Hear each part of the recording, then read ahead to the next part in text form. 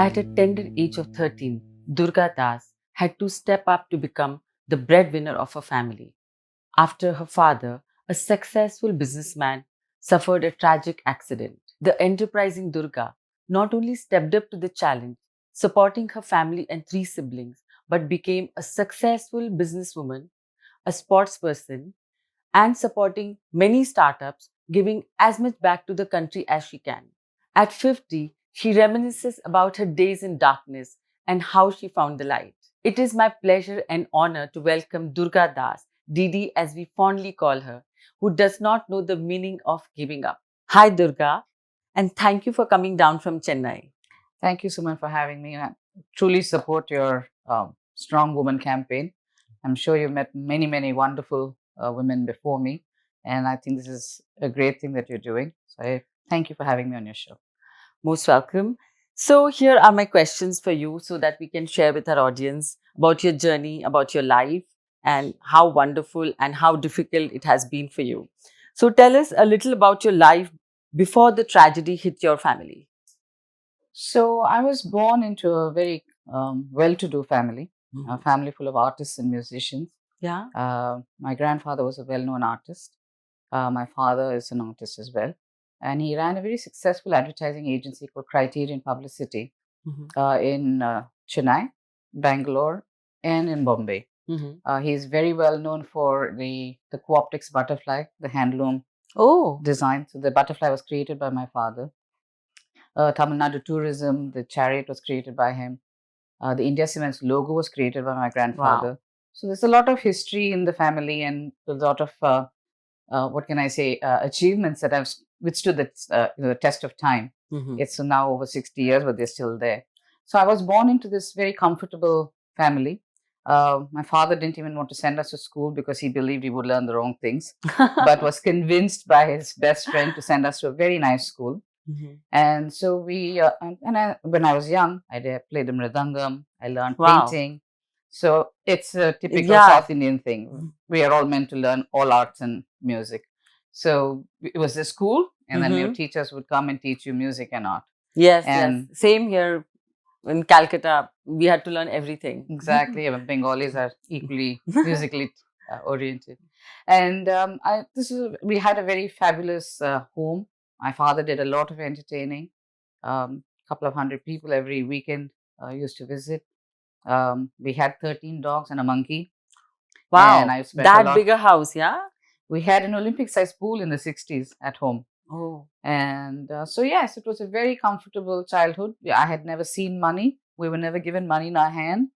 We had never been to the movie theater. We had never been to hotels, no restaurants. Oh, it's totally protected life. Totally protected life. And our only so-called outing, if you will, was on a Sunday when my dad would take us to the club and then teach us how to use a fork and a knife, how to debone fish perfectly, how to butter your toast. We taught how to be ladies. Okay. So from that kind of an upbringing where we were so protected and we were so disciplined, when tragedy struck, everything changed. Oh, that is really sad. And you were 13 that time? No, when the accident actually happened, I was 11. Oh. Right, but we had some money left over, right, that we used up, sold my mother's jewelry. We eventually lost our home as well when I was about 13 years old. And it was at that time, I was playing cricket already for about 3 or 4 years by then. And I was on a walk with my father, and he said, I just happened to me. I had no idea why I said it, because it certainly wasn't in my upbringing. To consider business. I was more the kind who thought I'd go live in an ashram or I'd be a happily married woman with many children. I didn't think I would do business. But it so happened on that walk, I mentioned to my father and I said, when I'm 18, I'll do something. And he said, why not now? And I was like, you were 13 that time. Yeah, and I'm like, now? What can I do now? But then because I was playing cricket, it kind of, I think it's what you put out in the universe. My intent was so pure that I wanted to contribute and help. And when I kept thinking about what was possible, the first answer that came to me was, why don't I open a sports shop? Because I know cricket. I play cricket. And so I opened DD Sports. My nickname, like you said, is DD. So everyone in the cricketing world knew me as Didi. So I opened Didi Sports, and I started selling bats and balls after school. And then I started After school, huh? yeah, Wow. after school. And the nice thing is, people are very kind. They would cross probably 15, 20 other sports shops on the way to my shop. They could have bought the They same thing just wanted anywhere to else. support you, huh? Yeah, but they wanted to support, so That's they so would come and nice. buy from me. And I started making my own sportswear in Tirupur. And as I was touring around the country playing, I would sell clothes as well. My So that's how God. it started. That's pretty young to do these things, Didi. Like I said, I don't think it was me. I certainly think it was a higher power. I think we're all tools, Yes. of a higher power or higher energy. And if we keep our minds open and our hearts open, I think you will find direction to do something, right? It's not So always beautifully book said. knowledge. Yes, it's not always book knowledge, and that there is an age for everything. I mean, you stepped up at that such a young age, as I mentioned, is amazing. Good intent normally leads to good action and then to Oh. good result. So it's always how you start off. So, how and where did you find the courage to step up to the challenge? How did you where would for such a young person, how did the courage come? Like, My mother's mentioned to me, and at 5, it's a very impressionable age. She mentioned to me that she had a dream and the goddess said, no, name her Durga, which is very unusual for Brahmin families, especially South Indian Brahmin families. Yeah. Because Durga is a spinster. Oh. Right? And so you normally don't name your girl daughter Durga. You will call her a different version of Durga. Okay. I could be Parvati, but it will not be Durga. That is Right? true. But she named me Durga. And somehow I just, you're 5. Someone says, I named you because a goddess told me. You think you're a goddess, right? Oh. So you just have this faith that, I have that power within me. Yeah. And so you start believing it so much that things just start happening. But at 5, you don't know. Now I know better. At 50, I know I'm not the goddess, but I aspire to be a goddess. But when you're young, it's like telling a child, right? Yeah. Run up the wall and they'll just run. They would not think of gravity and it's perpendicular, I'll fall on my head. As adults, we question things. But children don't question. Yes. So I think just a faith in yourself. That there was something inside me that was with me. Taking care of you. I think just gave me the courage to say, well, why not? Why not? Wow. That's wonderfully said. So once your dad lost everything, what happened next after you opened the shop? And so I started the sports shop and it was on the beach. And so Cadbury came out with an ice cream product called Dollops. I think of course. So they came and said, well, your shop is on the beach. Why don't you put a freezer and we'll sell ice cream? I said, okay, put a freezer, I'll sell ice cream as well. And then I had started playing golf as well when I was 14, I think, 14 or 15. And so I was playing the circuit. And a friend of mine was running in estate. And I kind of connected the two. My classmates, their parents owned TVS Motors or Brakes India, Wheels India or SR.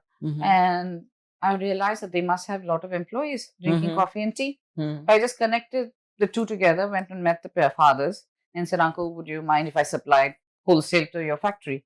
And they said, sure. So I was making 5 rupees a kilo of tea. So once a month, I hired 2 boys from the little slum outside behind my shop. They would go pick up the tea, go deliver it to the factories, pick up the check for the previous month. So in a shop that was about 150 square feet. That's it. I was doing this selling sportswear and sports goods. I was marketing tea and I was selling ice cream. And so these 3 little businesses helped us put food on the table, take care of things at home. And educate your siblings and educate yourself. Myself as well, yes. Wow. But I don't think I'm very educated, to be honest. Oh, no. That's great.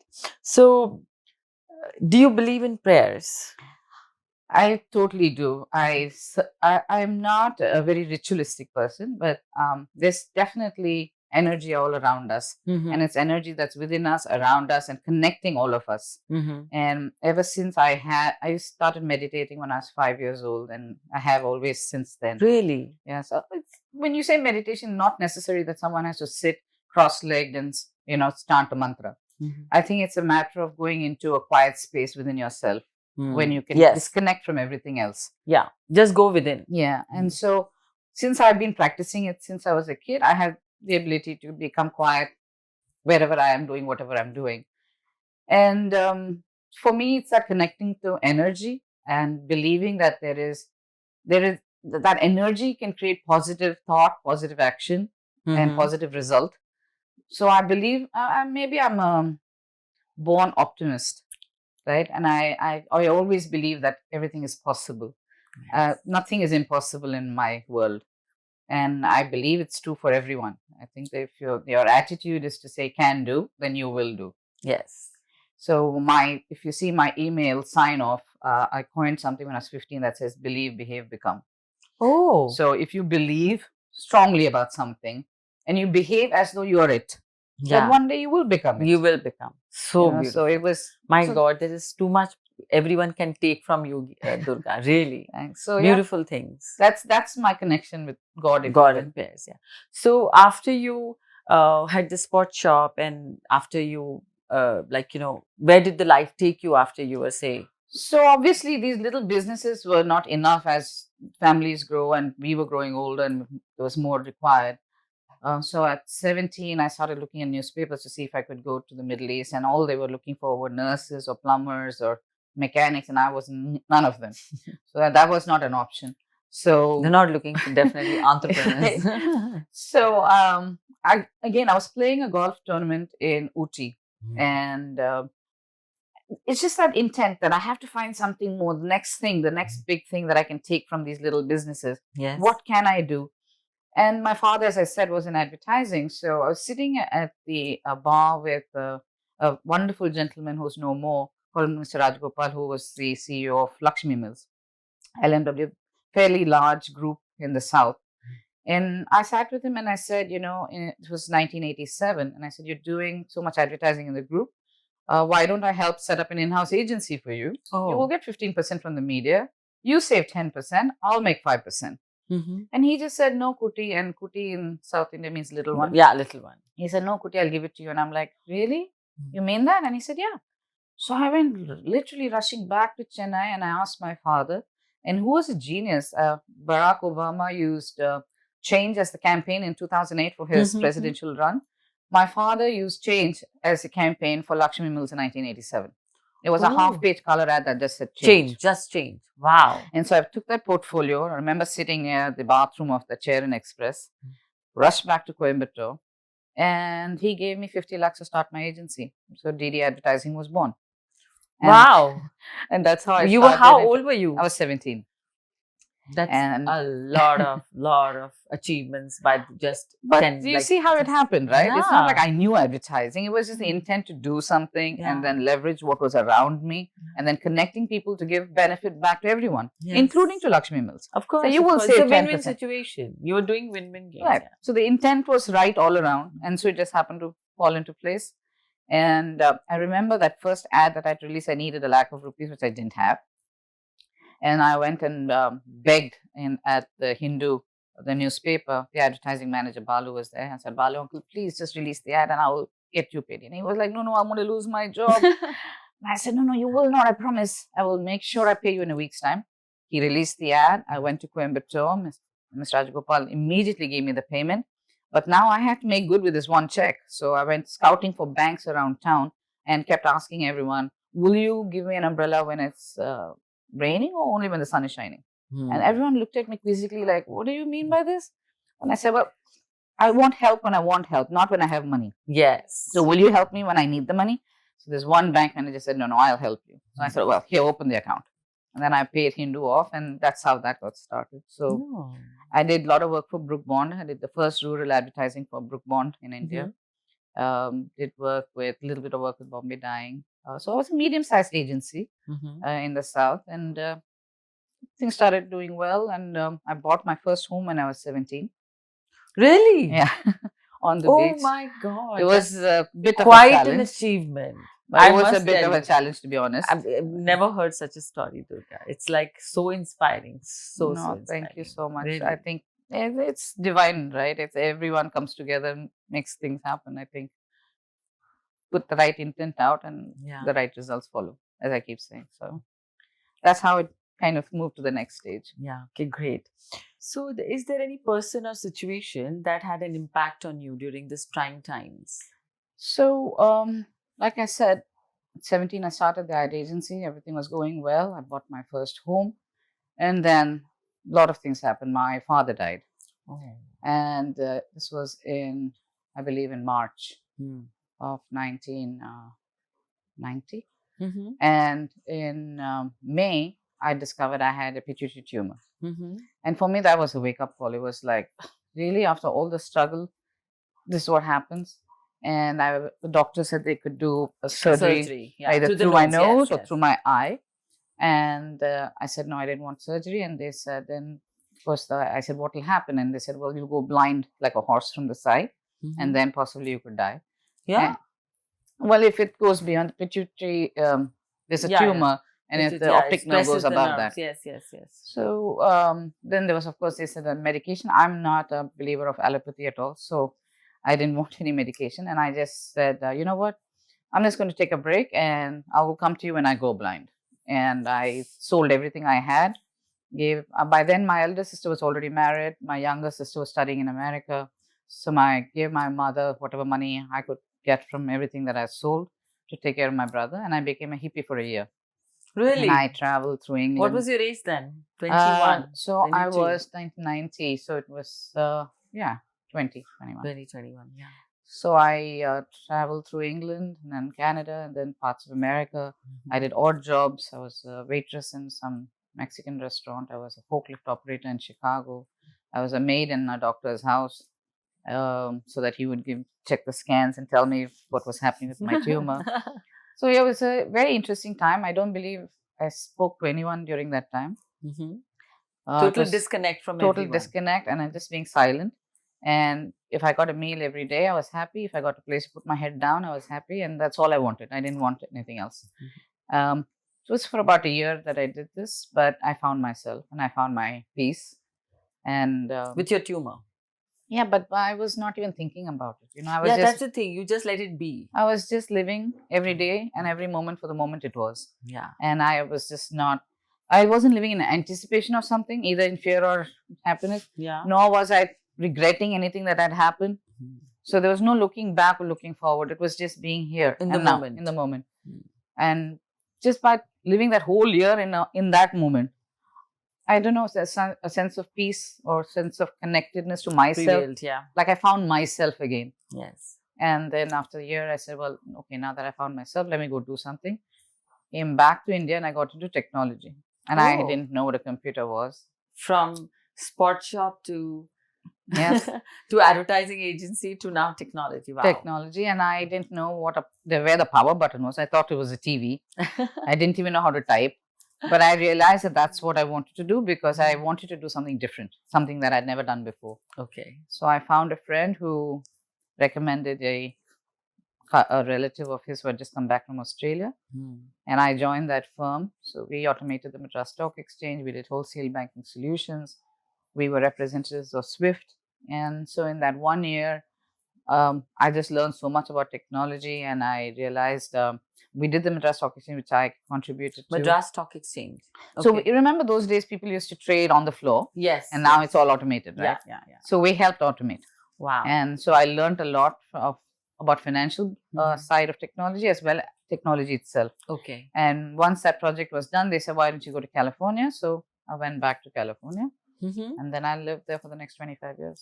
Oh, so 25 years you were in California. Yes. Right? Yes. So what did you do for these 25 years there? I've built and sold technology companies. And so various forms of technology. The first company that I went through. So in technology only? Always in technology.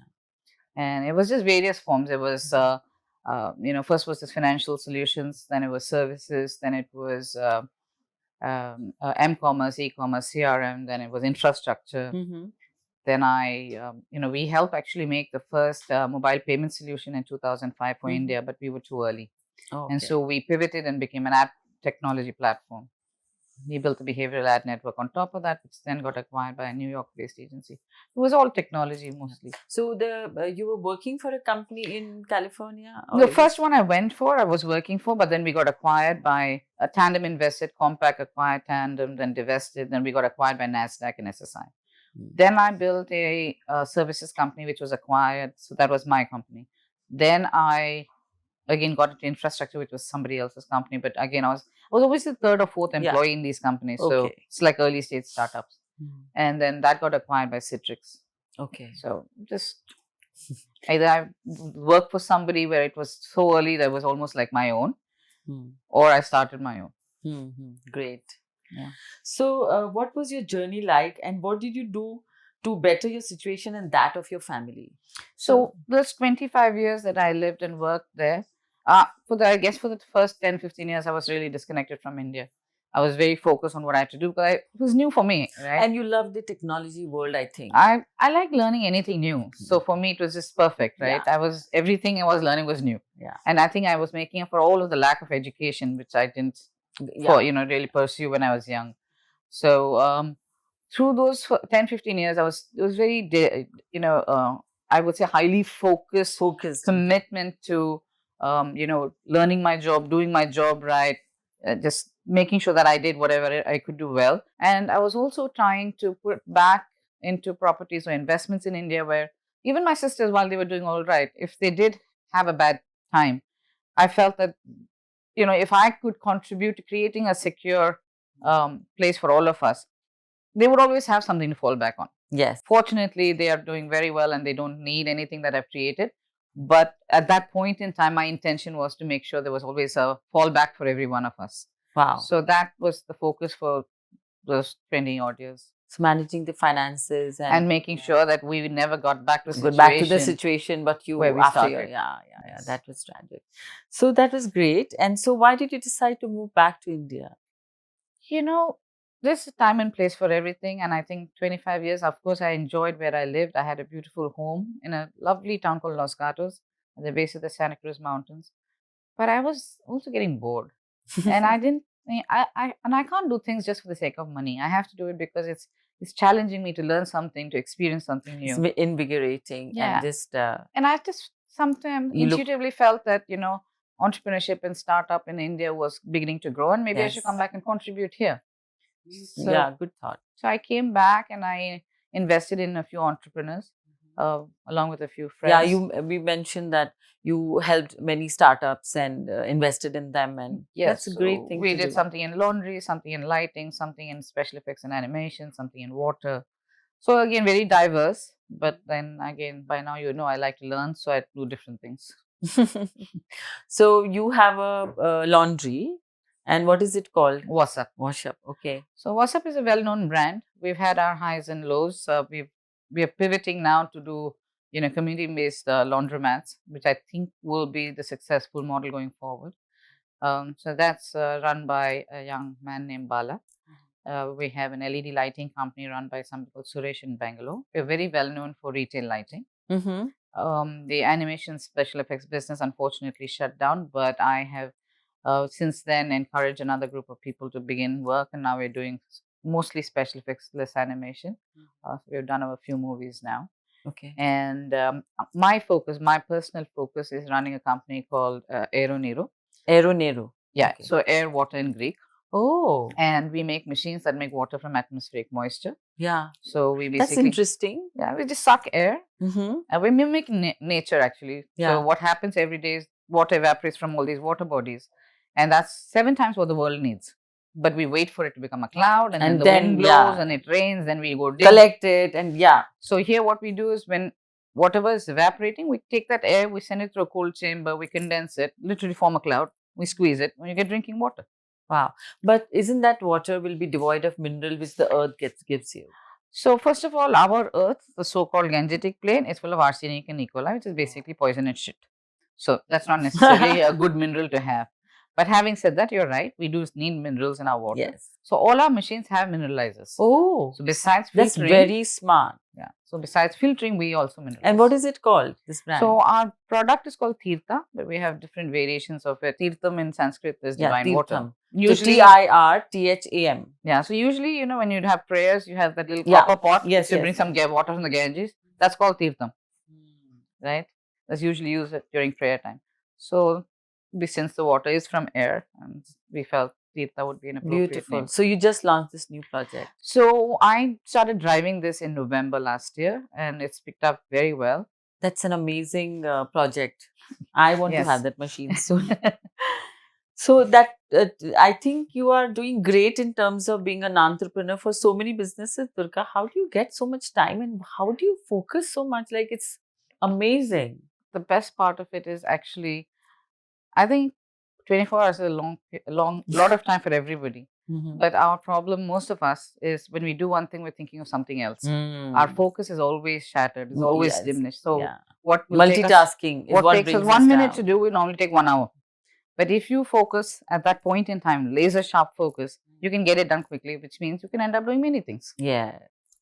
Just a matter of being focused for that moment. Yeah. I think your meditation and all that is That helps. Yeah, that helps helping a lot. Sports helps, you know. Yeah. Pranayama, your breathing. You're still playing sports. So I play one tournament of cricket every year. I play maybe 4 or 5 tournaments of golf in a year. But weekly we have a Wednesday game with the women in Chennai. So I try to see if I can play that. Monday nights I go Scottish dancing with my group. Oh, Then I have Rotary 2 days a month. That's great. And so social life is active too. Great. Little bit of giving back, of course. Giving Right? back, of course. Great. So, what would be your advice to those who have seen struggle like yours? Like I said, everybody has that God particle inside them, right? Any book you read, whether it's the Bible or the Gita or the Guru Granth or the Quran, everyone talks about, we're made in the image of God. Yes. If you can focus on that small piece and make it the whole, Wow. right, then you're constantly going to work towards positive things in your life. Wow. I mean, it's your journey is so inspiring. Everyone who's watching it is going to be thinking how you ever did this. How did you, at the tender age of 13, how did you get the courage to do so much? And then by the age of 17, 20, you bought your own house, supporting your family. I mean, I've never heard such a story. Trust me. No, I'm It's sure there are many such stories in the No, world. it's like, how do you get this courage or the force within you? So I think it's a lot to do with your upbringing, your parents' support, and the kind of teaching they have given you. So it's wonderful to have you, Durga, on our show, and I hope everyone is going to take inspiration from such an inspirational woman. And really, thank you so much. Thank you so much. Thank you.